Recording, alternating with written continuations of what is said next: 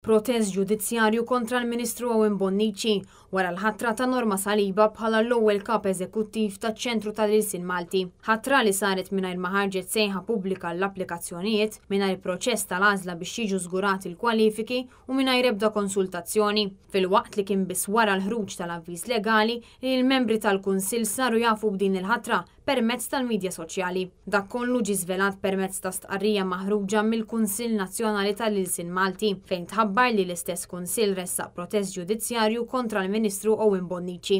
Fl-istqarrija ntqal li l-Ministru Bonnici ippubblika l-avviż legali li permezz tiegħu waqqaf iċ-ċentru tal-Ilsin Malti mingħajr ma kkonsultah. Dan sar biksur tal-liġi għalkemm il-Gvern qed jattakka lill-Kunsill tal-Malti għaliex qed jinsisti li ċ-chairperson Olvin Vella kien jaf kollox. Kollox jindika li l-Kunsill tal-Ilsin Malti ma ġiex ippreżentat formalment bl-abbozz ta' avviż legali biex il-Kunsill jagħti r-rekomandazzjonijiet tiegħu għat-twaqqif taċ-ċentru l-ġdid tal-Ilsin Malti li se jkun immexxi minn Norma Saliba, dan wara li spiċċat mill-kariga li kellha fil-PBS. Il-Kunsill tal-Malti min-naħa tiegħu qed jinsisti li l-Ministru għandu jirtira kemm l-avviż legali u anke l-ħatra ta' Norma Saliba. Il-Kunsill tal-Malti stqar li matul l-aħħar ġimgħat kien hemm kuntatti informali bejn il-Ministru u l-Kunsill fejn il-Kunsill għamel diversi tentattivi biex jikkonvinċi lil Owen Bonnici dwar din l-irregolarità. Iżda l-Ministru baqa' jsabbat saqajh billi jinsisti li mhux lest jirtira l-avviż legali u l-ħatra marbuta miegħu. Fil-protest tal-Kunsill tal-Malti,